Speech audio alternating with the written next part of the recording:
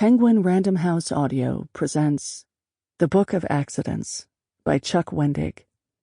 Read for you by Exie Sands and George Newbern. Hell with it. This one's for me. A father, Stephen said, battling against hopelessness, is a necessary evil. James Joyce, Ulysses. May the forces of evil become confused on the way to your house. George Carlin. Prologue 1. Ride the Lightning.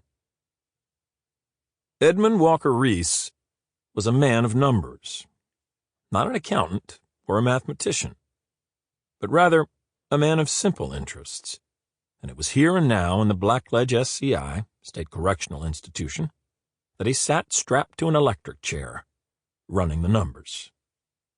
3 guards walked him here. They passed 7 other prisoners on death row, each in his own cell. There would be 1 executioner, too. An anonymous man who would throw the switch, the man who would end Edmund Reese. It was 10 p.m. on a Tuesday, 2nd Tuesday in March, 1990. Time, after all, was a number 2. But there were details he did not yet know, and so he asked the older guard who was slitting Edmund's prison jumper up the calf to make room for the electrodes. The leg had already been shaved that morning right before Edmund Walker Reese, Eddie to his friends, of which he had none, ate his last meal, a simple bowl of wholesome chicken noodle soup.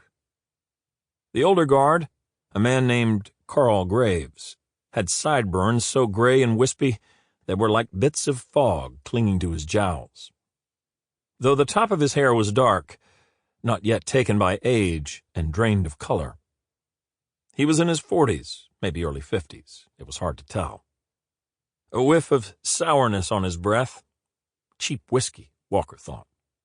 Carl was never drunk, not really, but he was always drinking. Smoking, too, though here the whiskey seemed to mask the smell. The drinking was why Graves always seemed to hover somewhere between weary and angry. But the whiskey made him honest, too, and that's why Edmund liked him. As much as he could like anybody, anyway. Reese chided the guard, slicing the leg of his jumpsuit. "Be careful of my left leg, there's an injury there." "That's where the girl got you?" Graves asked. But Reeves didn't answer. Instead, he said, "Tell me more. More numbers. How many volts in the chair?" The guard sniffed and stood up, saying, 2,000. "Do you know the dimensions of the chair? Weight, width, and so on?" "Don't know, don't care." "Is there an audience?" "How many?" Graves looked to the window that Edmund faced. A window that had metal blinds pulled down over it. "Got a big audience today, Eddie." Graves used his nickname even though they were not friends, not at all. But Edmund did not object. "Seems people really want to watch you cook." Cruelty flashed in Carl Graves's eyes like a lit match.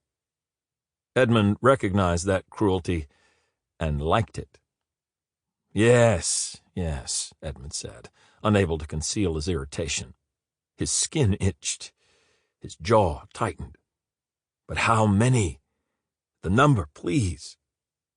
"Behind the window, 12. 6 private citizens invited at the behest of the warden and the governor, and 6 journalists." "Is that all?" "There are more watching on closed-circuit TV." Carl Graves pointed at the camera in the corner, a camera whose vigilant eye watched the chair intently, unblinking, as if afraid to miss what would come. "Another 30. Reese did the calculation. 42. A good number. "Is it?" "If you say so." Graves stepped aside as the other guard, a big slab of meat with a lawnmower buzz cut, stood with a grunt and began affixing the electrodes to Edmund's shorn scalp. Carl sniffed. "You know, you're special." "I am special," Edmund thought. He knew it to be true, or did once. Now he wasn't so sure.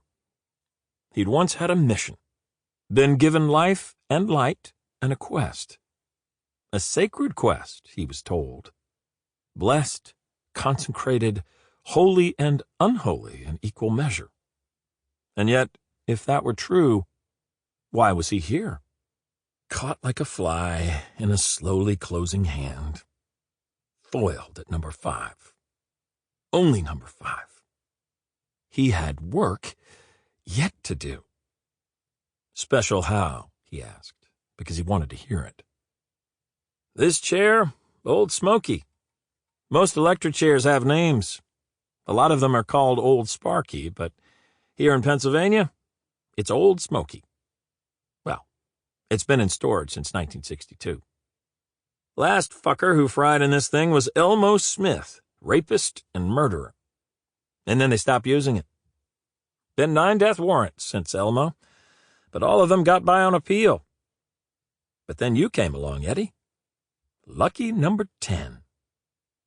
Numbers flashed through Edmund Reese's mind, doing a do-si-do square dance. Again, nothing mathematical, but he was looking for something. Patterns, truth, a sacred message.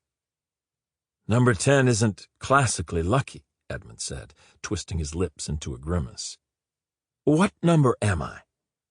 Number 10, I told you. No, I mean how many before me?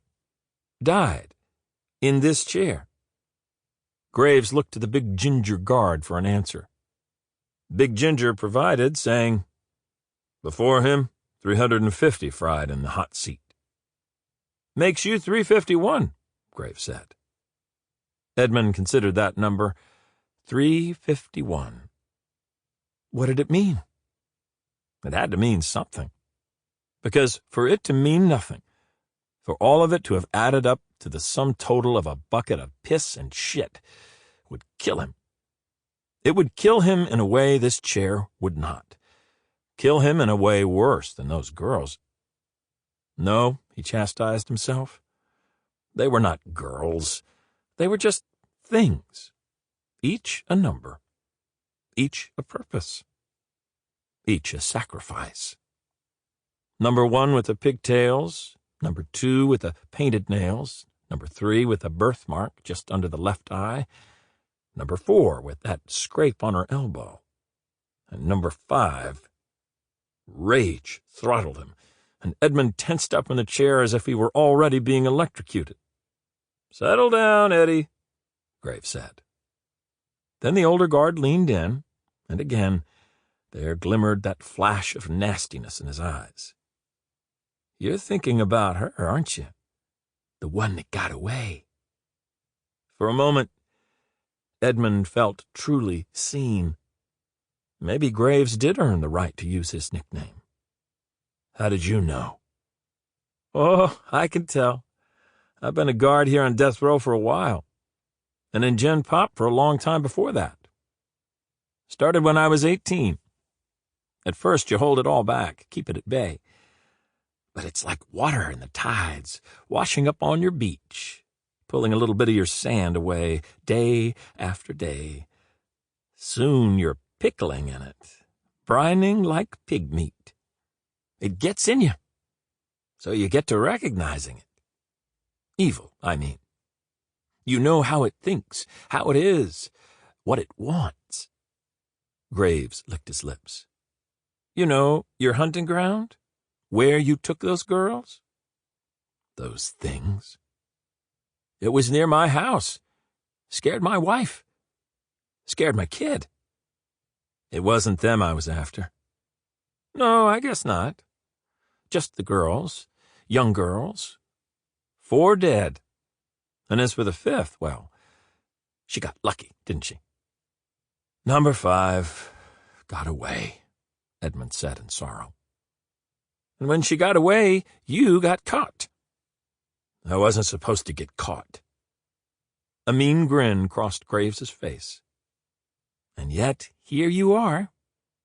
With that, the guard slapped him on the knee. One thing you ought to know, Eddie, is that what goes around comes around. You get what you give. You also give what you get. If you say so. They cinched all the belts. Sample complete. Ready to continue?